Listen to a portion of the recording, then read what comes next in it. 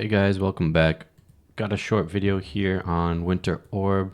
My last one was going over Spec 3, and this one is going to be Spec 4, purely just the POB.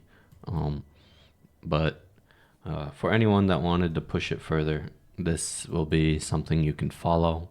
It's still the warp orb, so we're still using lightning warp and all that tech, but there's we're using large clusters in here and a few other pieces that make the build a lot more powerful, and some of them are really expensive, so definitely ask me a question or a comment somewhere if you're wondering if there's a replacement item that you can go for instead when you're trying to switch over to this version of the build.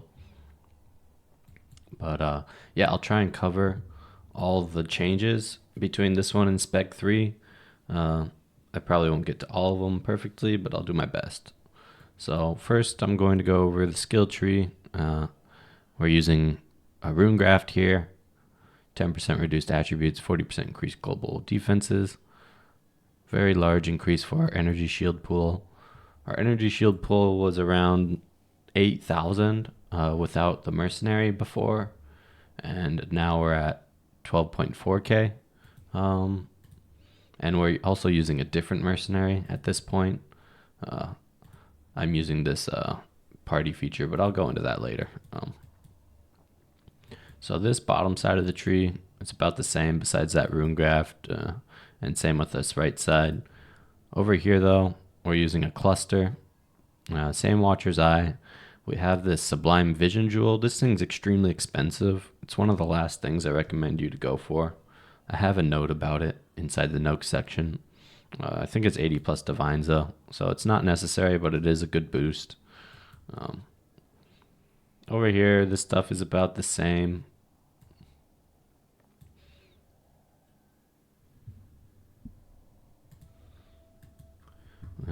We did get rid of, I think, this caster mastery right here.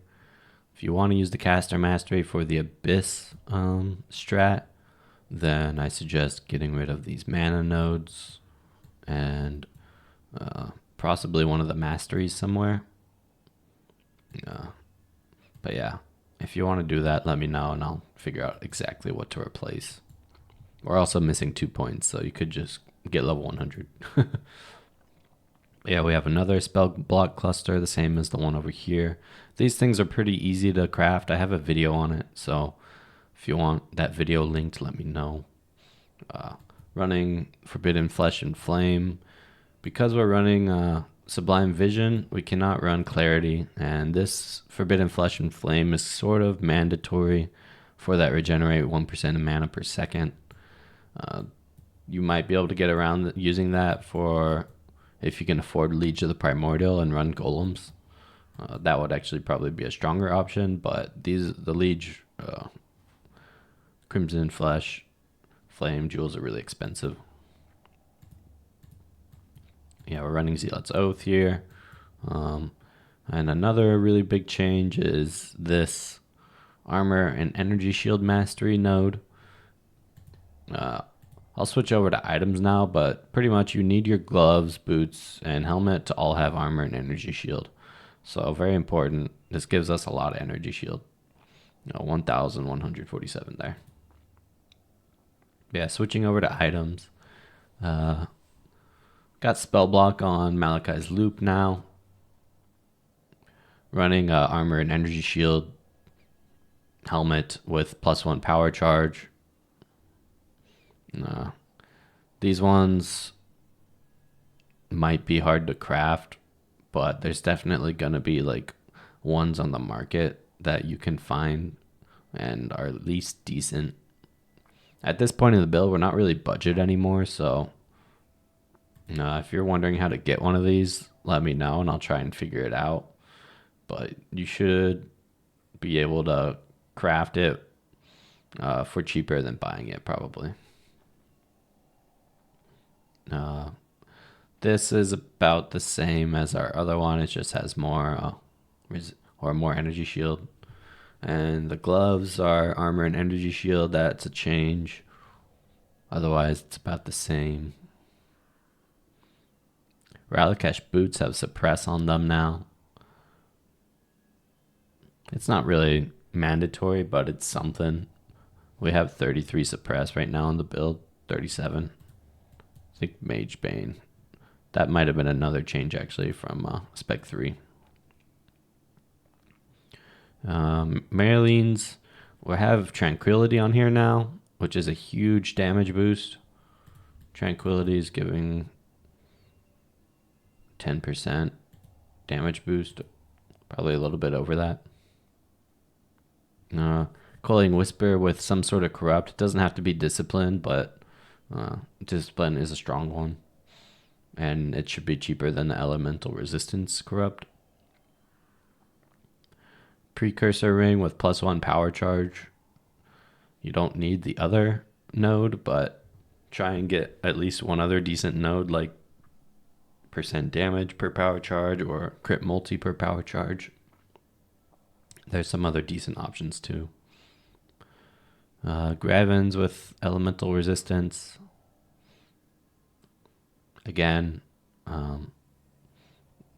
it's not 100% necessary to get these things, but at this point of the build, it's not really budget anymore, so you should try and grab these because it does allow you to run. Like if we weren't running this with the elemental resist, we'd have to get resist Grand Spectrum somewhere, or like run yellow jewels instead of the Grand Spectrums. So yeah, it's all just min-maxing at this point. Not really thinking, not really trying to cut the budget anymore. If you're looking for real budget pieces, I would just get rid of like Sublime Vision and Greater Multiple Projectiles Awakened. Those are the two pieces you can cut out and are extremely expensive, but they're good damage boosts, but you don't. They're too expensive for the benefit you gain.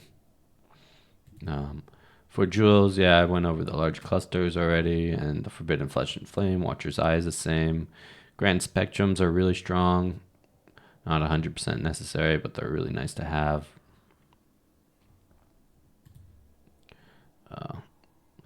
This Light of Meaning, I think I've already gone over it, but you can replace that with the cold damage one.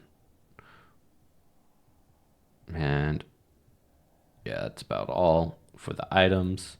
For skills, I had a hard time figuring out the last 4 links. Going with this one for now, we do have a lot of generic damage scaling, so Crackling Lance of Disintegration, plus a lot of ailment boost. You should be able to get some pretty high shocks on enemies. I haven't actually tested it myself, so I'm not sure on the uptime, but I know this combo works on builds that have generic damage scaling, so it should work here decently. Other than that, the only gem changes, no clarity because Sublime Vision, but I went over that already a bit. And yeah, I think that's about all. For Assassin's Mark, I actually got rid of the +1 curse. It is a little clunky, but you can cast Assassin's Mark in between your lightning warps. And as long as you don't lightning warp over anything, then you won't overwrite this curse. Or that mark. So that was the skills, and now I have a note section in here going over each of the specs. This is Spec 4. We're just building on top of Spec 3 in all aspects of it pretty much. Here's the note about the armor and energy shield mastery. Yeah, so I do have, it's my first time using this party option, but I do have the ideal mercenary exported into here. And I will actually go over that mercenary for a sec. Let's do that right now. So in this POB, I have a bunch of different mercenaries, but here's the one for the Winter Orb. Tollborn for cold exposure. This one has some aura effect and endurance charges on hit, which is actually decently reliable if your guy hits a lot. Now this one, nearby enemies, increased cold res. As long as the cold res is negative on the enemy, this is a really strong helmet. So unless you're running like a plus 90% cold res map, this is really good helmet. Garb is mandatory almost if you're farming T17 content, because there's so much of that slow crap in those maps. For gloves, it's just ally weakness and enfeeble. Any type of glove you can equip with those two. Stampede with anoint. You can really do, you have options with anoints. I put a decent one in there. Defiance of Destiny is very expensive, but it's also really strong. It's probably the single best item for keeping your mercenary alive. For ring, frostbite on hit plus damage recoup is really good here. And anathema with zealotry effect and a countless binding with zealotry effect. The mercenaries are, I think a level 83 has like a level 27 or 25 aura, and that gets boosted by the zealotry effect, so it's way better for the mercenary to run it than for you to run it. Here's the curses. But yeah, there's the mercenary. Adding a lot of power to the build and allowing you to run other things like Sublime Vision and stuff. But yeah, to continue on the notes,